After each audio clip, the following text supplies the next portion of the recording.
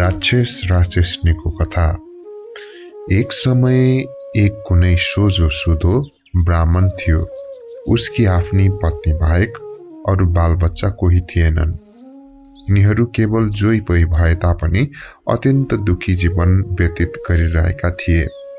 कहिले खाए भरे के खाने भन्ने समस्या तिनीहरूलाई सदा परिरहन्थ्यो। त्यसमाथि पनि पुरोहित ब्राह्मणको स्वभावमा अल्छीपना छल्कन्थ्यो। उसले केही परिश्रम गरेर खाने वास्ता समेत गर्दैनथ्यो।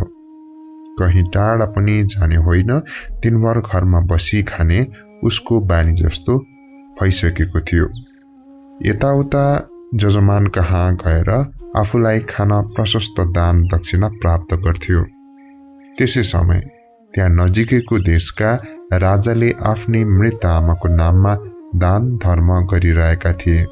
टाढा टाढादेखि दीनदुखी ब्राह्मण र अरू दिनहीन अनाथ व्यक्तिहरू धमाधम ती राजाको दरबारमा आई सिधा दक्षिणा दिइरहेका थिए। त्यो कुरा थाहा पाई आफ्ना पतिलाई ब्राह्मणीले भनिन्, ल हेर्नुहोस्, तिनीहरू त्यसरी हात खाली गरी बस्नु हुँदैन। सबैजना गई सिधा दक्षिणा पोको पारी ल्याइरहेछन्। तपाईँ पनि अहिले नै जानुहोस्। यसरी हर तरले सम्झाउँदा मात्र ब्राह्मणले मन्जुर गर्यो। राजदरबारमा जानलाई ब्राह्मणीले मैला लुगा सफासँग धोई राम्रो लुगा लगाइदिई आफ्ना पतिलाई दरबारमा पठाइदिइन्।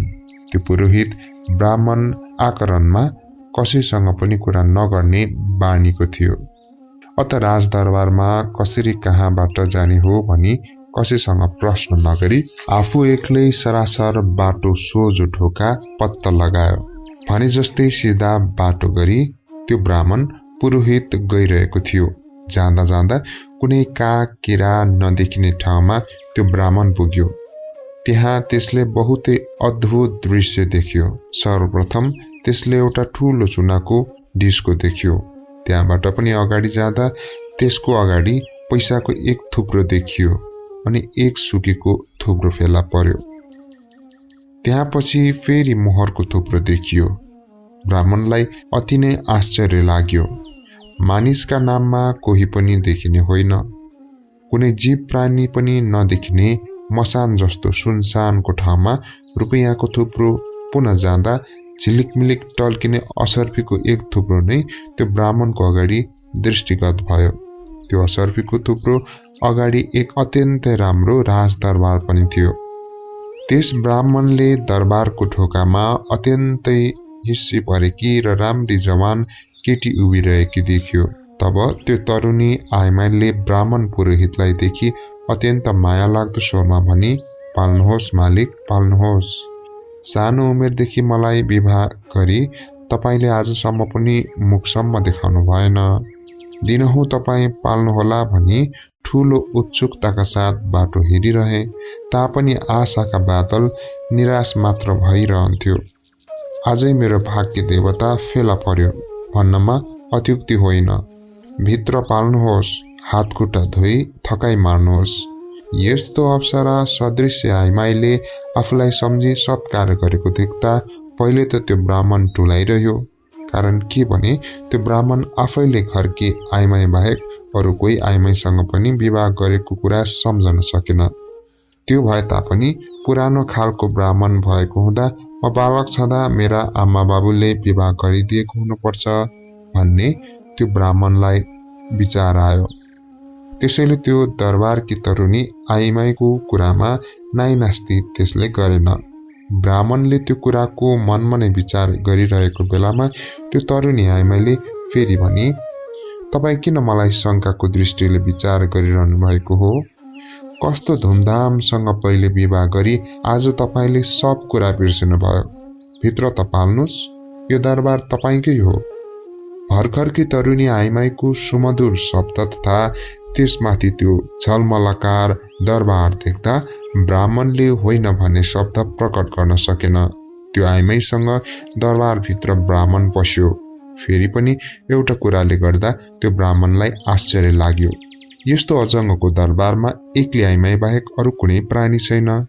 फेरि बिहान बेलुका यताउता त्यो ब्राह्मणले दरबार बाहिर डुल्दा कोही मनुष्य पनि देखेन। त्यो ब्राह्मणले यसको कारण के कस्तो भनी सोध्न पनि असमर्थ भयो। वास्तवमा त्यो सुन्दरी आइमाई एउटी राक्षसी थिए, मनुष्य जाति होइन। बरु यो देशका सब मानिस र दरबारका राजा र रानी समेतलाई सखा पारेको हुनाले नै देश सुनसान देखिएको हो। 4औं दिनमा त्यो राक्षसीले ब्राह्मणलाई भनी, तपाईकी पत्नीलाई हेर्न बहुतै उत्सुक भइरहेको छु। तपाई जानुभई आफूसँग ल्याउनुहोला। राम्रोसँग लुगा गहना लाउनलाई चाहिने जति सब म पठाइदिनेछु। तपाई गई बोलाई ल्याउनुहोला। साँच्ची नै त्यो ब्राह्मण भोलिपल्ट बिहान सबेरै उठ्यो र आफ्नी पत्नीलाई भनी दिएको लुगा तथा गहनाको पोको लिई सरासर आफ्नो घरतिर गयो।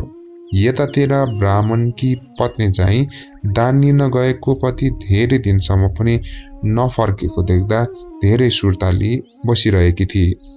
अरू ब्राह्मणहरू सब दान दक्षिणा लिई पोको पारी फर्किसकेका छन्, तर आफ्ना पतिको खोज खबर भने कसैले लिन सकेको होइन। ती आइमाईको शरीर तातो पानीले पोलिएको जस्तो थियो। स्त्रीको मनमा कसैले उसको ज्यान लिएको होला भन्ने शंका लाग्यो। एक दिन त्यही गाउँका मानिसहरूले तिनका पति हातमा सुनका गहना र लुगा लिई आएको छ भन्ने खबर ल्याए। साँच्चै नै केही बेरमा त्यो ब्राह्मण सुनको गहना र लुगा लिई टुप्लुक्क घरभित्र पस्यो। आफ्नी पत्नीलाई देख्न साथ ब्राह्मणले भन्यो, प्रिया जाऊ, मैले आफ्नी पुरानी पत्नीलाई भेटी आएको छु। ती आइमाई त एउटा दरबारमा आनन्दपूर्वक बसिरहेकी छिन्। हामी मात्र यो छाप्रोमा किन दुःख पाइ बसिरहौं? जाउँ, जेठी सौताका घरमा रही हामी सबै सुखीसँग बसौं।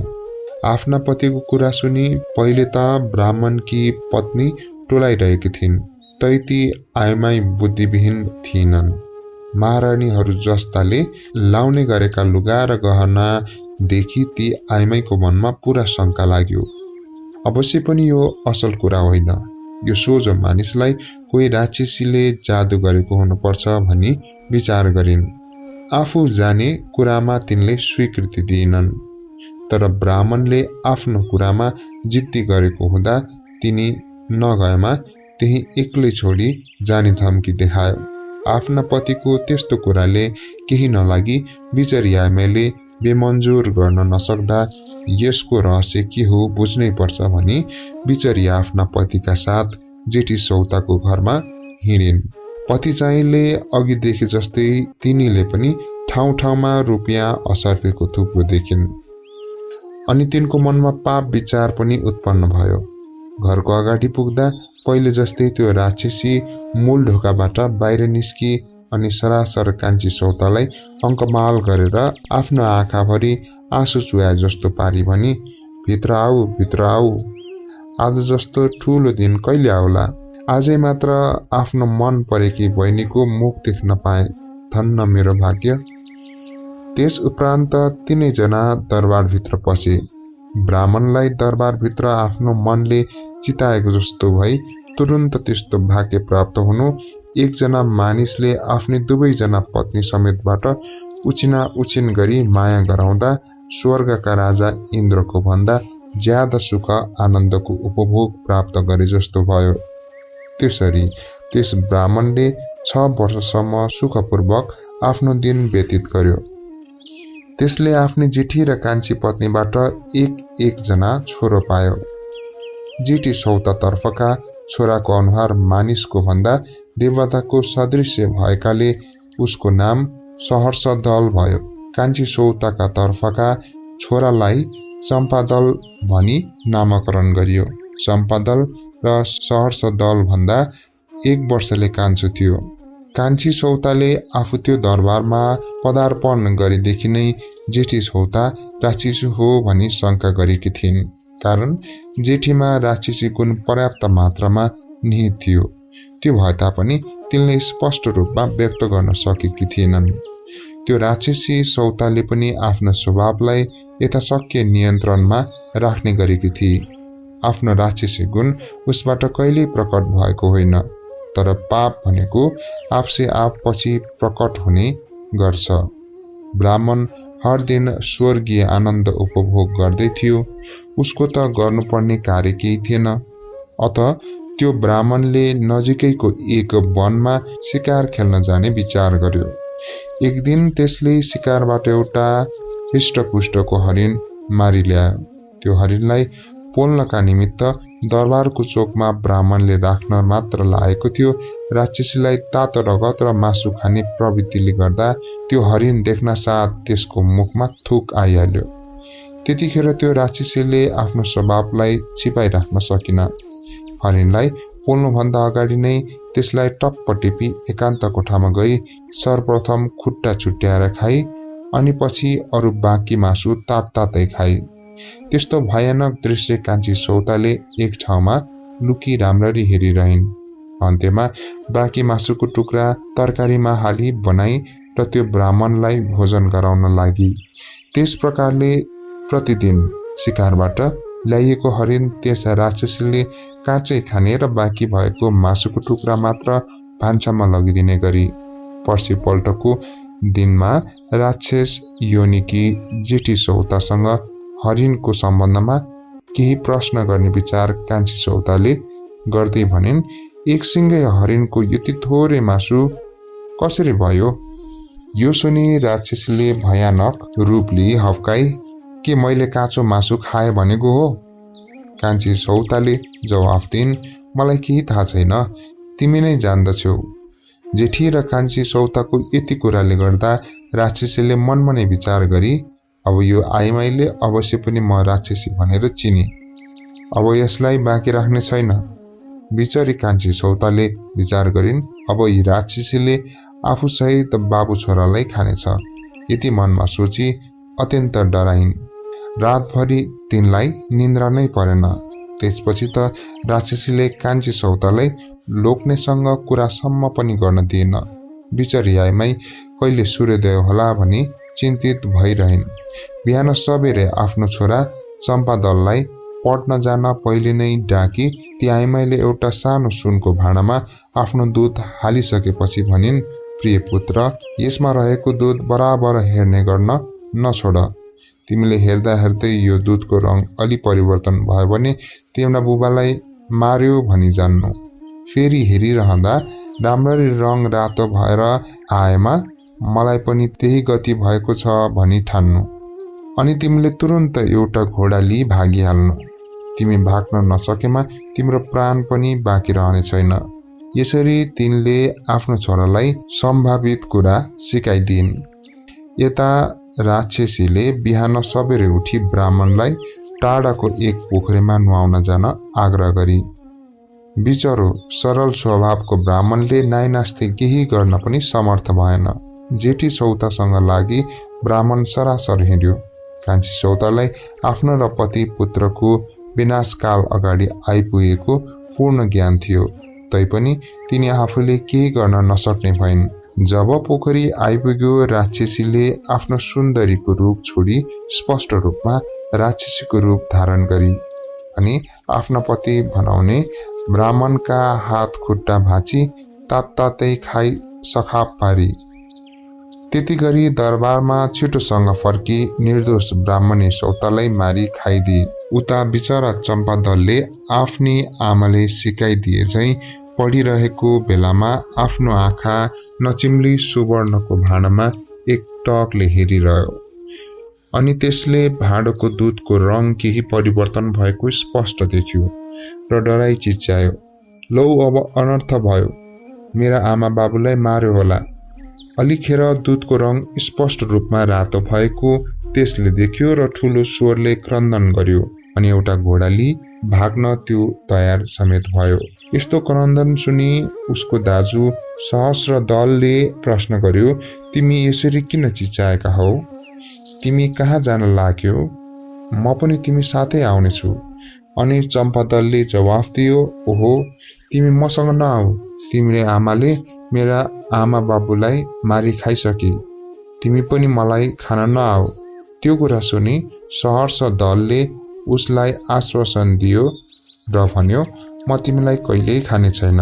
बरु मेरो प्राण छौन्जेल रक्षा गरिराख्नेछु। त्यति मात्र भनी सहर्ष दल चम्पादलको पछि पछि दगुर्यो। त्यसै बखत त्यो राक्षसीले त्यही रूपमा आए चम्पादललाई पिछा गर्दै ठूलो स्वरले डाकी। सहर्ष दलले त्यो कुरा सुनि जवाफ दियो, चम्पादल आउने छैन, बरु म आफै आइरहेछु। अनि आफ्नो शरीरको तरबार झेकी राक्षसी आमाको टाउको 2 टुक्रा पारिदियो। यता चम्पादल धेरै पर पुगिसक्यो तापनि सहर्ष दलले आफ्नो घोडालाई वायुवेगले दगुराई चम्पादललाई भेटाइहाल्यो। आफ्नै राक्षसी आमालाई मारिआएको समाचार पनि चम्पादललाई सुनायो। बिचारा भाइ चाहिँ आफ्ना आमा बाबु नहुँदा अत्यन्तै दुःख मानी बसिरह्यो। त्यसो भए तापनि अब आफ्नो दाजुप्रति विश्वास भयो। त्यस प्रकारले घोडा चढी जाँदा जाँदा ती दुवै दाजुभाइ साँझको समयमा एउटा गाउँमा पुगे। ती दुवैजना एउटा ठूलो घर खोजी त्यसमा बास बसे। तर त्यो सबजना नियाउरो अनुहार लिई कचकच गरेको सुन्दा ती दुवैजनाले आश्चर्य माने। कोही कोही त रोइरहेका थिए। त्यस घरकी थकाली बुढीले भनिन्, मै जान्छु, किनभने म बुढी पनि भइसके, धेरै कालसम्म बाँचिरहन पाउने पनि होइन। अनि बुढीको छोराले आफ्नो कुरामा जिद्दी गरी भन्यो, म यस घरको हर्ताकर्ता हुँ, यस कामका निमित्त म पो जानु बेस हुन्छ। फेरि कान्छो छोराले पनि आफ्नो राय व्यक्त गर्दै भन्यो, त्यसो होइन, तिमी त घरका हर्ताकर्ता नै भयो, तिमी नै नभए अरू कसले घरको व्यवहार चलाउला। तर म नभएमा के हुन्छ। उता बास बस्न आएका यी 2 दाजुभाइले तिनीहरूको यस्तो तर्क वितर्क सुनि टोलाइरहेका थिए। तर तिनीहरूले यसको मुख्य कारण नसुनी बस्न सन्तोष भएन अनि घरका नाइकेसँग गई प्रश्न गरे। अनि त्यो नाइकेले जवाफ दियो, हेर्नुहोस् महाशयजी, हाम्रो देशमा एक भयंकरको राक्षसले प्रवेश गरी देशका तमाम मानिस खाँदा खाँदा स्वाहा गरिसक्यो। यो शहरमा पनि पस्न ठिक भएको बेलामा यहाँका हाम्रा राजाले नै त्यो राक्षस कहाँ गई, मैले तिम्रो आहारका निमित्त एक जना मानिस मन्दिरमा पठाउने छु भनी अनुरोध गर्दाखेरि त्यो राक्षसले आफ्नो स्वीकृति दियो। त्यसै बेलादेखि हाम्रो राजाले पालो पालो गरी घर पछि 1 जना मानिस राक्षसको आहारका निमित्त जानै पर्ने नियम बनाएको हुँदा को जाने हो भन्ने विषयमा हामीहरूमा कचकच परिरहेको हो।